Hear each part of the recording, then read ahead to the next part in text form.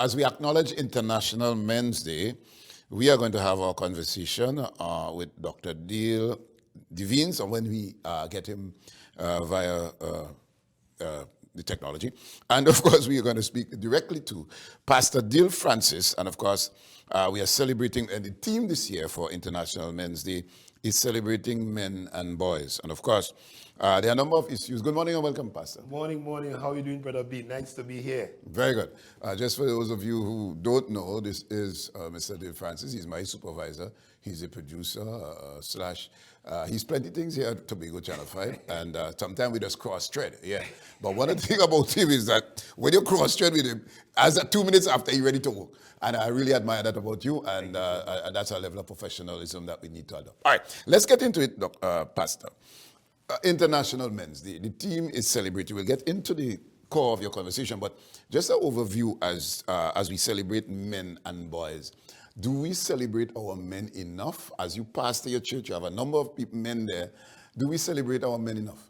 Let me say a pleasant good morning to each and everyone, and happy International Men's Day to all our men. And it's a real joy to be having this conversation. As you rightly said, I think these conversations are not being had as often as we should. Mm-hmm. And the society have a way sometimes, whether willingly or unwillingly, we sometimes never really celebrate our men how we should celebrate our men. For example, if it's Mother's Day, you will see a lot of sales and a lot of Mother's Day things. Yeah. But when it comes to Father's Day, they probably give us the SUV, socks, jeans, and a jersey. Yeah. So and vests. Mm. So sometimes we really don't really celebrate our men as we ought to. And I think that is a societal problem that we need to fix. And sometimes that fixing could come from us as men. Mm-hmm. Changing the narrative that we should celebrate each other. Hardly you find men celebrating each other. Mm-hmm. You know what I mean? Sometimes you have a little, as a young man growing up, a young boy growing up, young boys used to go and pick mango together. You know what I mean? Mm-hmm. But I don't think we see those things as much anymore. And those things really impact the way how we celebrate each other, because we always have this community, this commune as young men. So I believe personally that we ought to celebrate men. At the church where I am, we really celebrate men. I always talk about the men a lot. And even talk to the men, they would say, I love to see men lead and take up their rightful role as men, because men really influence our society in a very good ways. All right. But there are a number of challenges that are confronting men, and you will explore some of them. Spirituality is a very significant part of anyone's growth and development. However, there are challenges of men or spirituality, the spiritual growth of our men as to impart to their siblings, their sons, and so on. Let's speak about the spiritual growth that men may have a challenge with. And sometimes you don't grow spiritually after growing up at home, saying your prayers on morning, that sort of thing. Let's speak to the challenges that spiritual. First of all, when you talk about, there are some key things when it comes to men and spiritual growth. Sometimes if a man doesn't see the example in the home or in the church, it sometimes impedes his level of spirituality. He don't grow as he should. And one thing a man must understand, that he must understand that he's a son and not a slave. You understand? He's a son and not a slave. When the Bible says we are sons of God. We are not slaves anymore. And sometimes if what is implied in us that we are slaves, we believe that we should be behind it, but God doesn't see us as a slave. He sees us as a son. And there's a difference between a son and a slave. Son, the kind of privilege that a son has, a slave doesn't have it. So you must know as a man that you are a son and not a slave. So as part of your spiritual growth, recognize that I'm a son of God. I'm not a slave. I'm no longer a slave to sin.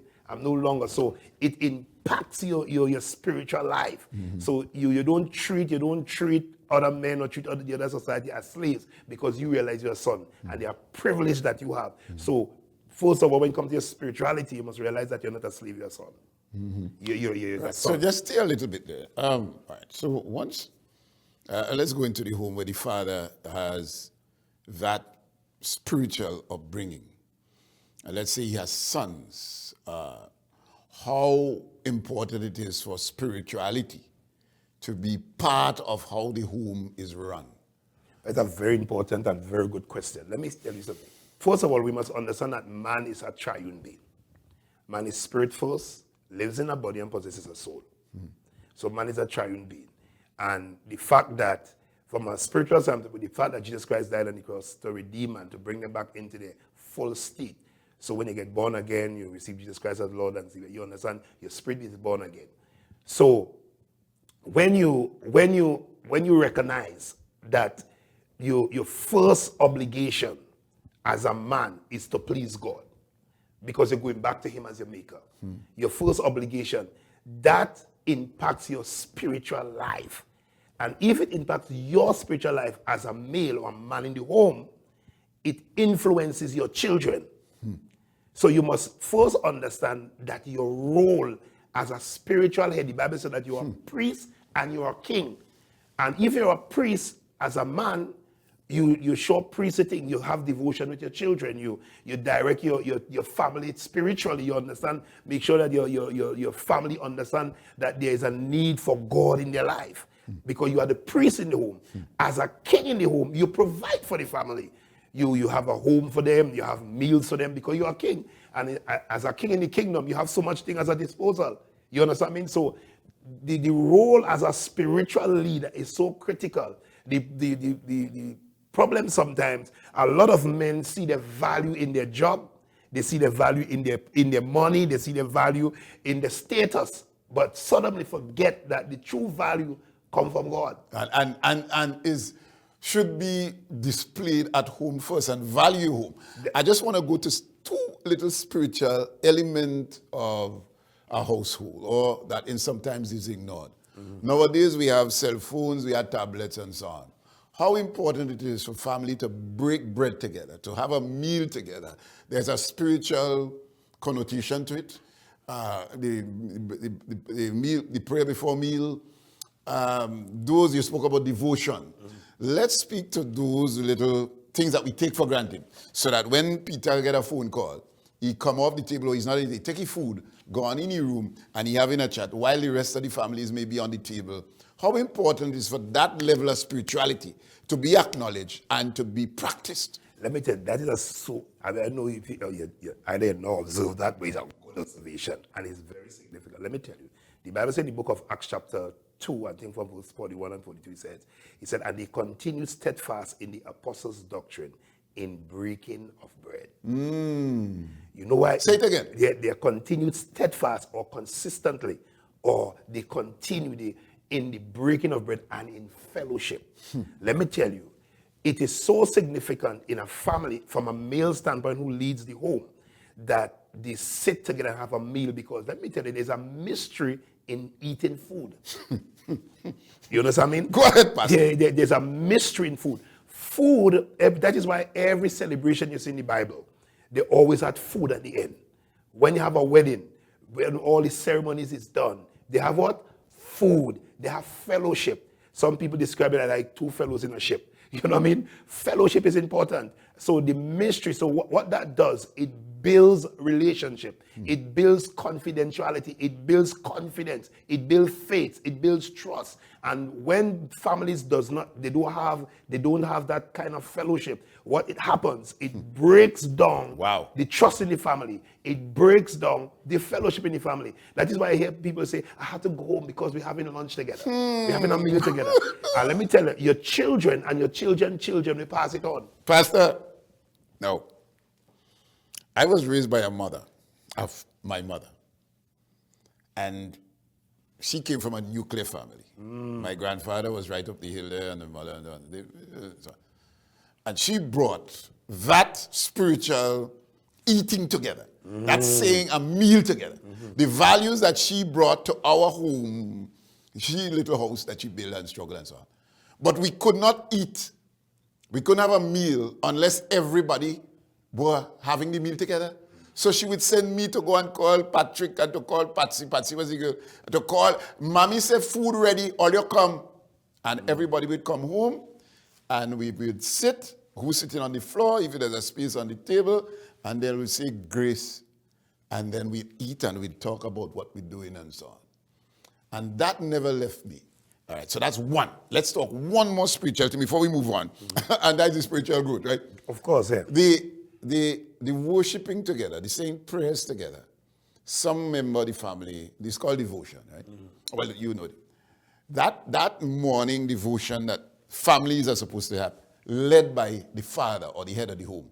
Speak to that. How important is that? Well, that is very important, Brother B. Let me tell you something.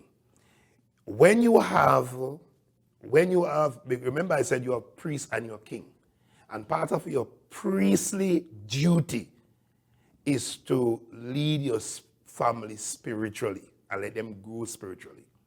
And as a priest, if you notice in the Old Testament and some in the New Testament, you will see it as well, that the priest used to go into the home community. Not in the home, he used to go into the temple, into the court, the outer court, the inner court, and you know what I mean. And the priest used to play that role. And the reason why the priest was playing that role is primarily because he has the right to do.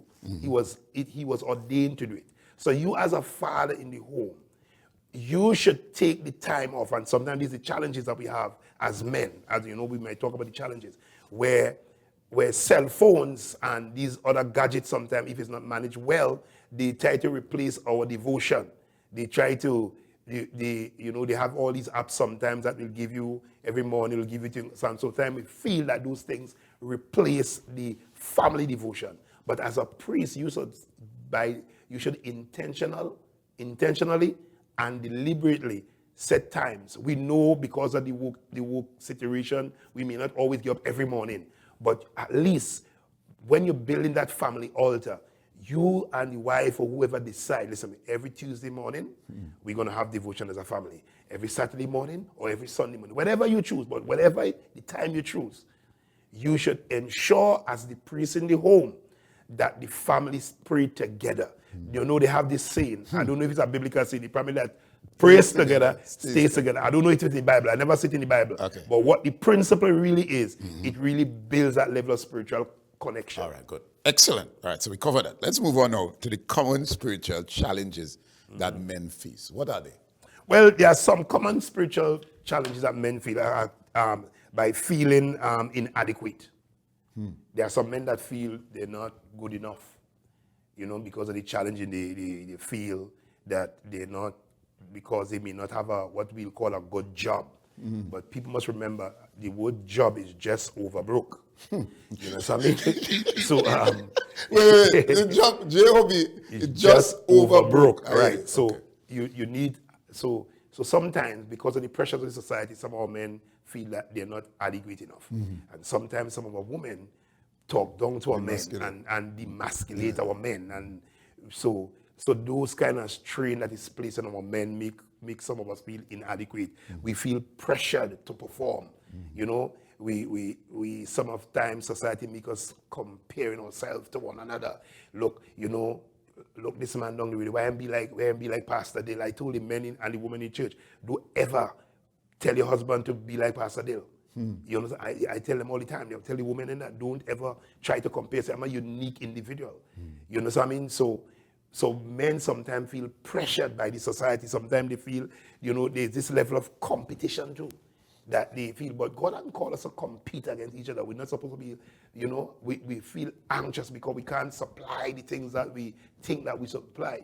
And so those are some of the challenges that some of the men, they have emotional isolation. One of the things are emotional isolation. They often, they feel that we don't cry. Society, men mustn't cry, but men must learn to cry. You understand? We must learn to cry. We must show our emotions. By the way, men have emotions. Sometimes we say that women are too emotional, but men, we are just as emotional. The difference, we handle things differently, but we need to show emotion. When things are, sometimes people don't like you upset. You mustn't get upset. For example, they say, Pastor, when you get upset, you just handle things so well. I say, yes, I just get upset because that's part of the challenge. But the Bible said, be angry and sin not. Okay, fine. All right, just pause for a minute there. Let's welcome Dr. Dill Devignes. Good morning and welcome, sir.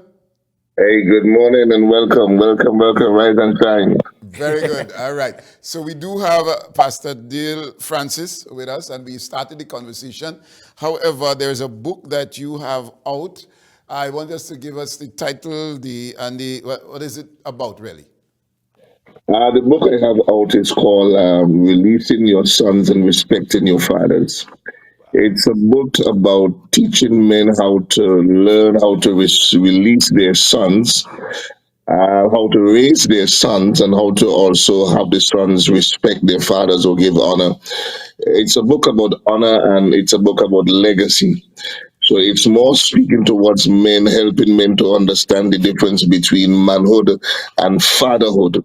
And it's really a powerful book for mostly for men to get into to help them navigate the storms of raising their children well and leaving lasting legacies on the earth. All right, there is a common challenge. When I have a son, we get along well from baby to teenage. As his voice starts to crack, and he probably might get one or two wet dream, he still starts to think that he is man, and in some cases, there's a big challenge or rebellion in the home. In some cases, the father was not prepared to treat with that, and they become arch enemies. Let's speak to how do we make the transition from boy to man in the home or under the remit of daddy at home. It's a very healthy conversation for us to have this morning because of the fact that I want to say this: hurting people hurts people. You cannot give what you don't have, and you can't definitely take somebody where you have not been. Most of our men have grown up in a society where they learn from what they saw their forefathers did, and they have not intentionally reached out to have that change. So we still have men who are still functioning based on what they saw their father did, and their father did, and their father did. And so during that time of relationship with their sons, most men continue to operate in the realm of father, daddy, not understanding that there comes a time when there should be a transition between just being a father and also being a friend to your children. So they shift the responsibility of daddy.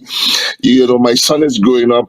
I need to have a time in my son's life where I learn to release him. Doesn't mean I stay away, I don't impact his life, but I learn to now allow him to make decisions and build a relationship with him now. It's no longer daddy commanding and making demands. But now I'm saying that, okay, now you're at an age where I need to communicate with you. I need to build relationship with you now so we are able to navigate some storms as we go together. So that is very important for us to discuss. And that is also in the book as well, building respect and not demanding it. It's very important for us to All look right, at. Pastor, let me bring Pastor Dylan on that point. You as a church, you have members.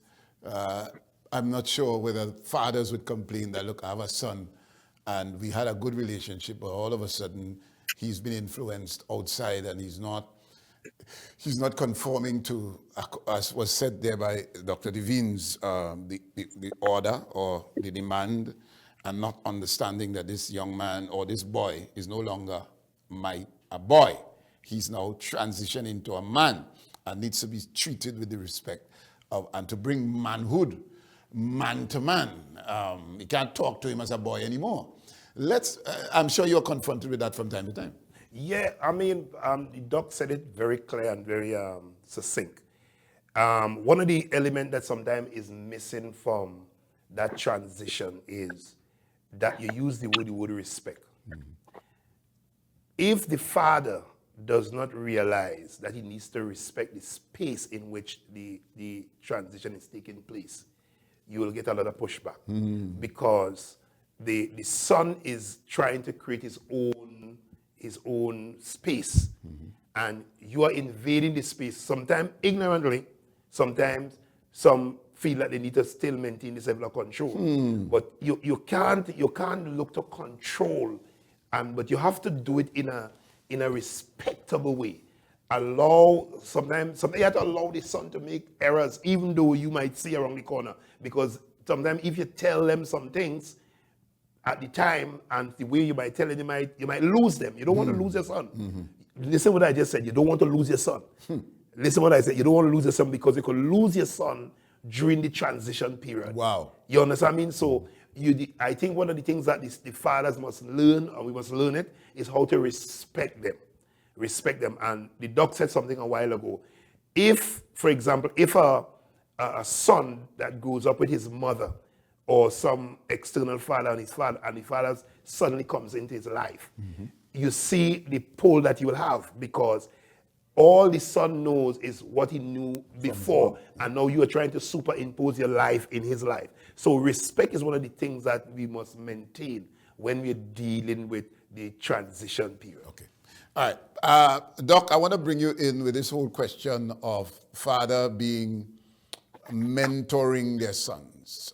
In some cases, it is not, the father would feel it's not my role to do because I'm going to be the daddy.